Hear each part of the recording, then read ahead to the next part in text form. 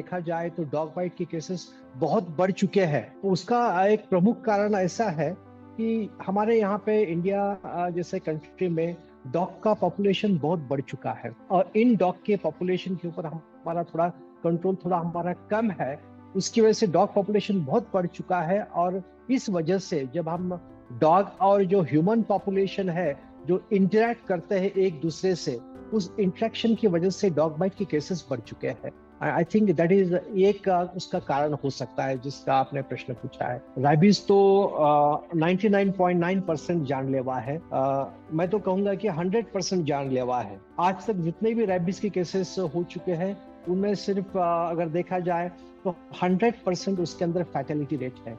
एक बार रैबीज के सिम्टम्स अगर शुरू हो जाते हैं, इंसान के अंदर हो या फिर जानवर के अंदर, तो सिम्टम्स शुरू होने के बाद दुनिया का कोई भी डॉक्टर उस आदमी को बचा नहीं पाता है।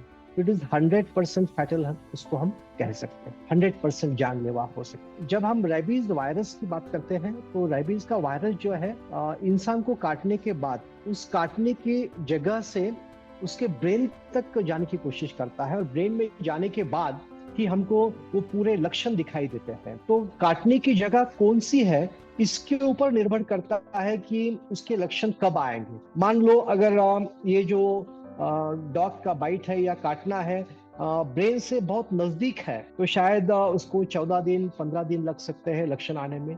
अगर ब्रेन से ये बहुत दूर है, अगर पैर को काट लेता है या हाथ को काट लेता है, तो मान लो ये 3 महीने भी उसको लग सकते हैं। और रेबीज की अगर बात करेंगे, अगर ह्यूमन की बात करेंगे, तो ह्यूमन के अंदर अगर देखा जाए एक बुखार आ जाना जिसको फीवर कहते हैं, फीवर चढ़ना, ये पहला लक्षण होता है।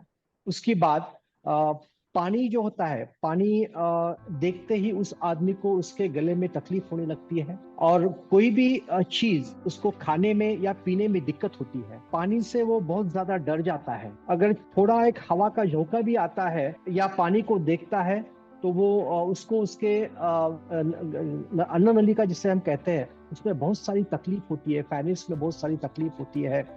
इसकी वजह से वो पानी देखते ही डर जाता है। ये एक तो एक प्रमुख लक्षण अपने को हमको ह्यूमन बींग्स में दिखाई देता है। इसके अलावा देखा जाए तो एग्रेसिवनेस बढ़ जाता है। एग्रेसिवनेस यानी वो कंट्रोल नहीं रहता, उसके मूवमेंट्स के ऊपर कंट्रोल नहीं रहता है, उसका एग्रेसिवनेस बढ़ जाता है। उसकी आंखें लाल होना, बात न कर पाना, ये कुछ लक्षण हमको इंसानों में दिखाई देते हैं। कुत्तों के काटने के बाद तो हम पहले फर्स्ट एड की लोगों को सलाह देते हैं, जिसके अंदर जिस जगह पे कुत्ते ने काटा है उस जगह को हमको फोर्सफुल पानी के नीचे धोना है। कम से कम 15 मिनट पानी से धोना है। बाद में उसको बाजू में निकाल के हम उसको जो साबुन होता है जिसके अंदर कार्बोनिक एसिड साबुन बोलते हैं वो होता है, जैसे कि लाइफबॉय साबुन हो या कोई कपड़े धोने का साबुन हो, उससे हम 2 मिनट धोते हैं। उसके बाद और 15 मिनट हम पानी के नीचे धोना चाहिए। उसके बाद और 2 मिनट साबुन लगाएंगे, रखेंगे। ऐसा हम 3 बार रिपीट करेंगे। ये तो हो गया फर्स्ट एड।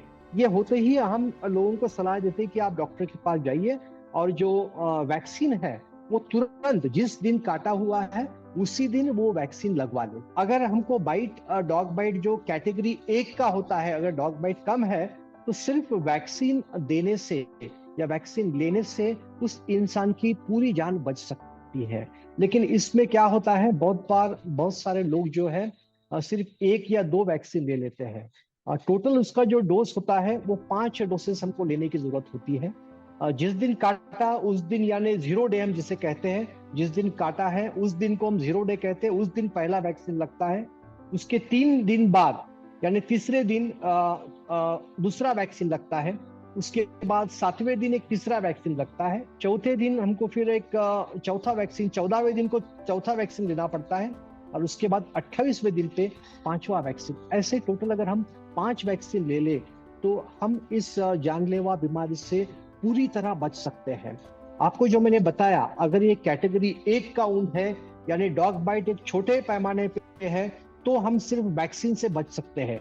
लेकिन अगर डॉग बाइट जिसे हम बड़े पैमाने पे कहते हैं, अगर ऊंट बहुत बड़ा है, जो डॉग बाइट होने के बाद ऊंट कैटेगरी 2 में या कैटेगरी 3 में आता है, इस वक्त वैक्सीन तो हमको लगवाने ही होते हैं, लेकिन वैक्सीन के साथ एक रेडीमेड एंटीबॉडीज आते हैं जिसे हम रेबीज इम्यूनोग्लोबुलिन कहते हैं, वो भी लेना बहुत जरूरी होता है। वो अगर ये दोनों बातें अगर हम करते हैं तो 100% हम इस रोग को हम रोक सकते हैं। लेकिन ये सभी करना जिस वक्त डॉग बाइट हुआ है उस तुरंत करना अपेक्षित है। आजकल जो वैक्सीन आते हैं ये बहुत छोटे डोज के वैक्सीन है, कम तकलीफ दे वैक्सीन है, और हमारे हाथ के जो मांसपेशियां होते हैं, हमारे बाहू के जो मांसपेशियां होते हैं, इसी में ये लेने होते हैं। जो पहले के वैक्सीन, पुराने वैक्सीन थे, वो हमको पेट में लेने पड़ते थे, वो तकलीफ ज्यादा देते थे। ये सभी वैक्सीन मुफ्त में हमको गवर्नमेंट हॉस्पिटल में मिलते हैं। उसी के साथ जो आपको मैंने अभी एक रैबीज इम्यूनोग्लोबुलिन बताया, जो रेडीमेड एंटीबॉडीज बताए, ये भी गवर्नमेंट हॉस्पिटल में हमको बिना मूल्य मिल जाते हैं। अगर ये गवर्नमेंट हॉस्पिटल हमारे घर से बहुत दूर है, उस केस में हम एक कर सकते हैं कि नजदीकी कोई अच्छा मेडिकल अगर है मेडिकल स्टोर, वहां पर भी ये वैक्सीन अवेलेबल होते हैं।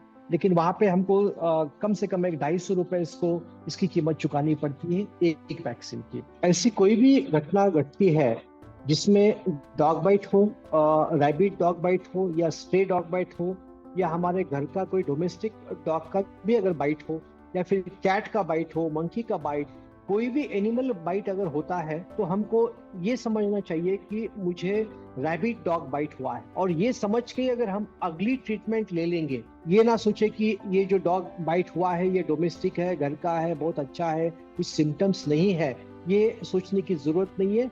कोई भी animal bite should be treated as a rabbit dog bite. और जो भी आगे हमको दखल लेना है, डॉक्टर की तरफ जाके वैक्सीन लेना है, वो पूरी तरीके से हमको वैक्सीन लेना है, ताकि हम इस रैबिट जैसे बहुत सारे खतरनाक डिसीज को हम यहाँ पे रोक सकें।